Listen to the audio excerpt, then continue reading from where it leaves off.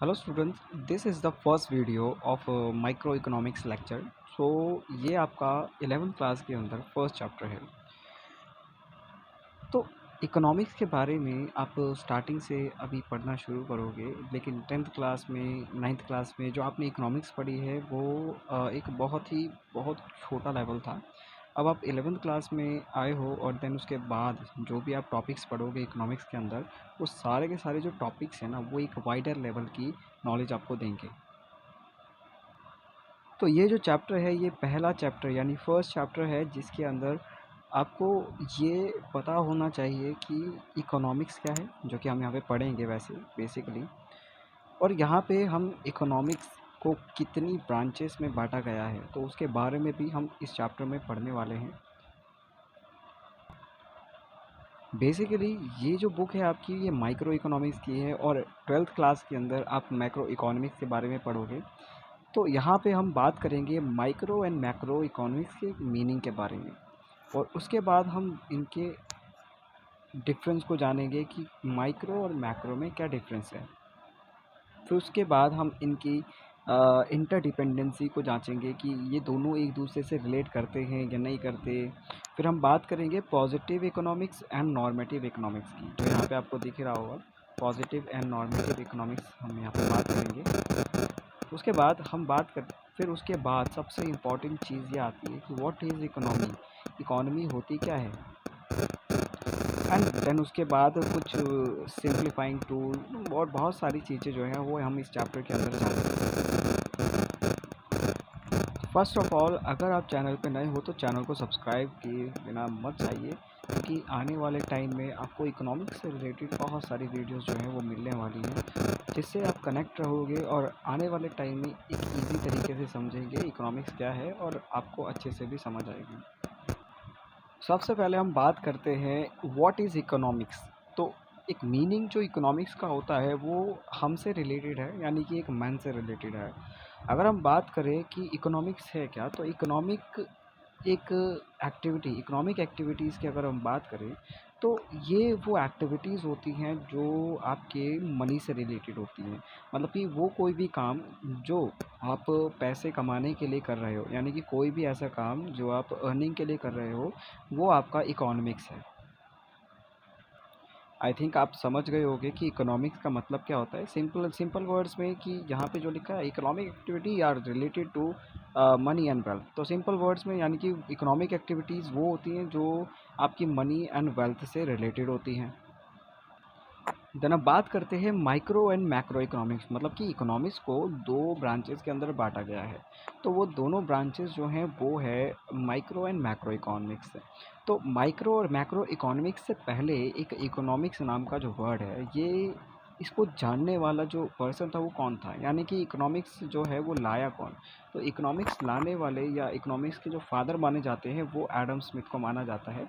और इन्होंने अपनी एक बुक भी लिखी थी, an inquiry into the nature and the cause of the wealth of the nation, जो कि इन्होंने 1776 के अंदर लिखी थी।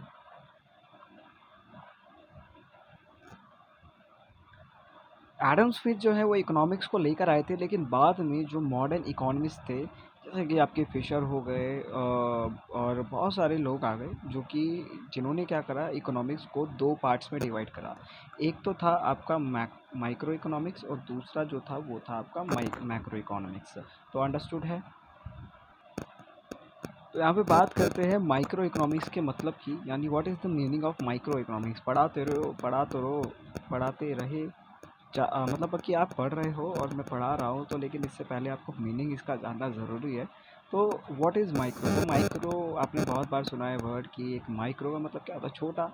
तो जो माइक्रो वर्ड है वो एक ग्रीक वर्ड से निकाला गया है, जिसका जो था मैक्रोस। तो यहाँ पे आपको माइक्रो दिख रहा होगा, एक बहुत मतलब कि ग्रीक वर्ड था जिसका मतलब होता है छोटा। मतलब ये एक लेवल जहाँ पे हम छोटे लेवल पे लेके हम किसी भी चीज़ को स्टडी करते हैं, तो वो माइक्रो इकोनॉमिक्स का पार्ट हो जाता है।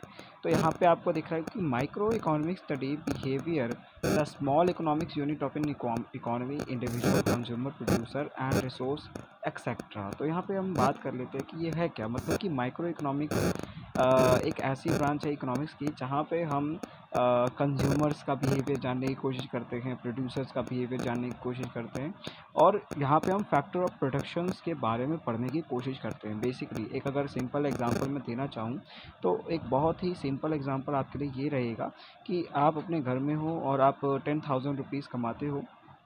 अब आप उन 10,000 रुपीज़ को कैसे खर्च करोगे, इसकी स्टडी जो होती है वो माइक्रो इकोनॉमिक्स के अंदर होती है, क्योंकि you are a individual person.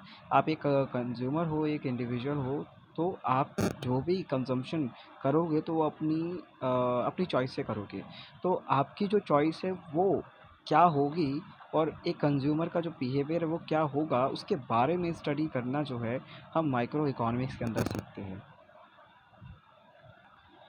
और अगर सिंपली अगर देखा जाए तो माइक्रो जो वर्ड है, यहाँ पे आप देख सकते हो, ये जो वर्ड है माइक्रो, इसके अंदर आपको आई नज़र आ रहा होगा। ये जो आई आपको नज़र आ रहा है, ये आई का मतलब ही होता है इंडिविजुअल। तो इस आई का मतलब ही इंडिविजुअल होता है। तो सिंपल है, माइक्रो के वर्ड से ही समझ आ रहा है कि यहाँ पे ऐसी स्टडी करेंगे जो कि एक इंडिविजुअल के बिहेवियर को समझने में हमारी हेल्प करेगी। नाउ अब देखिए कि माइक्रो इकोनॉमिक्स के अंदर आप क्या पढ़ोगे, मतलब क्या है माइक्रो इकोनॉमिक्स, कौन कौन से टॉपिक्स हैं जो कि इसके अंदर आते हैं। तो फर्स्ट ऑफ ऑल हम बात करेंगे यहाँ पर थ्योरी ऑफ डिमांड की। मतलब कि आप कोई भी जैसे क्या होता है ना, मार्केट है, मार्केट के अंदर आप किसी भी चीज़ को खरीदने जाते हो, तो जो भी आप खरीदने जा रहे हो एक डिमांड के ऊपर ही तो खरीदने जा रहे हो, यानी कि आपने पहले आपका मन करा होगा, फिर आपने उसके बाद जाके उसकी डिमांड करी। तो यहाँ पे उसके बाद हम पढ़ेंगे थ्योरी ऑफ प्रोडक्शन, यानी कि मतलब कि प्रोड्यूसर्स होते हैं, प्रोड्यूसर्स ये देखते हैं कि हम कैसे प्रोडक्शन करें कि हम अपना प्रॉफिट ज़्यादा से ज़्यादा मैक्सिमाइज़ कर सकें। तो इसके बारे में भी हम पढ़ेंगे। देन उसके बाद हम पढ़ेंगे theory of cost. Cost theory हम पढ़ेंगे जहाँ पे हम ये देखेंगे कि एक प्रोड्यूसर जब किसी भी गुड को बनाता है तो वो कितने पैसे जो है या कितना अमाउंट जो है वो प्रोडक्शन पे खर्च करना चाहता है। वो सबसे इम्पॉर्टेंट चीज़ तो ये है कि एक प्रोड्यूसर जो है वो कम से कम प्रोडक्शन पे खर्च करना चाहता है अपना पैसा, और ज़्यादा से ज़्यादा अपने प्रॉफिट को मैक्सिमाइज़ करना चाहता है। तो इसके बारे में भी हम आने वाली वीडियोज़ में पढ़ेंगे। देन उसके बाद यहाँ पे हम बात करते हैं थ्योरी ऑफ प्रोडक्ट प्राइसिंग की। तो यहाँ पे एक इम्पॉर्टेंट चीज़ भी ये होती है कि आपका जो प्रोडक्ट होता है, मतलब कि एक हमारे पास प्रोड्यूसर है, वो किसी भी गुड का प्रोडक्शन करता है, तो वो जो भी गुड प्रोड्यूस करता है तो उस गुड का प्राइस क्या होगा, ये भी डिसाइड करना एक बहुत बड़ा चैलेंज जो है वो प्रोड्यूसर के लिए होता है। तो इसके बारे में भी हम आगे स्टडी करेंगे कि कैसे एक प्रोड्यूसर जो है वो प्राइस स्टडी कर देगा, मार्केट को स्टडी करेगा, देन अपने मार्केट से रिलेटेड जो भी वो प्राइस रखेगा और उसके ऊपर वो उस अपनी गुड को वो क्या करेगा, बेचेगा मार्केट के अंदर सिंपली। देन उनके बाद हम बात करते हैं यहाँ पे थ्योरी ऑफ डिस्ट्रीब्यूशन की। तो simply theory of distribution is related to resources, और आपको पता है कि जो रिसोर्सेज होते हैं वो लिमिटेड होते हैं, यानी कि वो स्कार होते हैं, यानी कि स्कारसिटी इनके अंदर होती है रिसोर्सेज के अंदर। तो हम यहाँ पे ये भी जानेंगे कि कैसे हम रिसोर्सेज को अच्छी तरह से मतलब कि डिस्ट्रीब्यूट कर सकते हैं हमारे, अब वो इंडिविजुअल लेवल पे हो सकता है कंज्यूमर के लिए, अब वो प्रोड्यूसर के लिए भी हो सकता है, तो वो हो सकता है किसी के लिए भी। देन उसके बाद हम बात करेंगे वेलफेयर इकोनॉमिक्स के बारे में। बेसिकली वेलफेयर इकोनॉमिक्स का आपके यहाँ पे बात ज़्यादा नहीं है, तो वेलफेयर इकोनॉमिक्स की हम इतनी ज़्यादा बात नहीं करते, लेकिन ये जो वेलफेयर इकोनॉमिक्स है यहाँ पे मतलब कि आप जब थोड़ा हायर लेवल पे जाओगे तो वहाँ पे आप वेलफेयर इकोनॉमिक्स के बारे में पढ़ोगे, वहाँ पे कुछ मैथमेटिकल फॉर्म्स आप पढ़ोगे जिसके बारे में आप एक अच्छे से समझ पाओगे कि व्हाट इज़ वेलफेयर इकोनॉमिक्स। तो यहाँ पे हम थोड़ी ज़्यादा मतलब बहुत कम बात जो है करेंगे, लेकिन सारा का सारा जो भी हम स्टडी करेंगे वो रिलेटेड टू यहाँ वेलफेयर इकोनॉमिक्स से ही होगा, कोई दिक्कत नहीं है।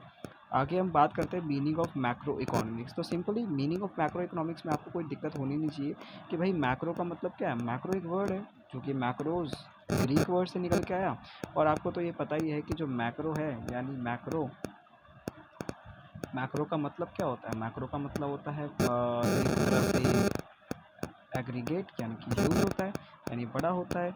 तो इसके बारे में यहाँ पे हम चलते हैं, यानी कि एक ऐसी स्टडी हम यहाँ पे करेंगे जहाँ पे हम एग्रीगेट्स के बारे में पढ़ेंगे। एग्रीगेट्स का मतलब होता क्या है, बेसिकली एग्रीगेट होता है टोटल।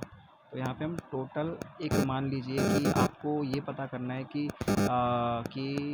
इंडिया के अंदर कितना एक कंज्यूमर से प्राइस लिया जा रहा है किसी पर्टिकुलर गुड पे। मान लीजिए आपका पार्ले जी जो है वो 5 रुपये का मिलता है, तो आपका पार्ले जी जो है वो 5 रुपये का मिलता है, तो ये नहीं कि आपका दूसरा जो प्रोड्यूसर है वो उस बिस्किट को, मान लीजिए आपका बटर बैक है, उस बिस्किट को 10 रुपीज़ का बेच सकता है 5 रुपये वाले बिस्किट को। तो यहाँ पे एक सिचुएशन लगती है जिसे हम कहते हैं परफेक्ट कंपटीशन, जिसके बारे में हम आगे पढ़ेंगे।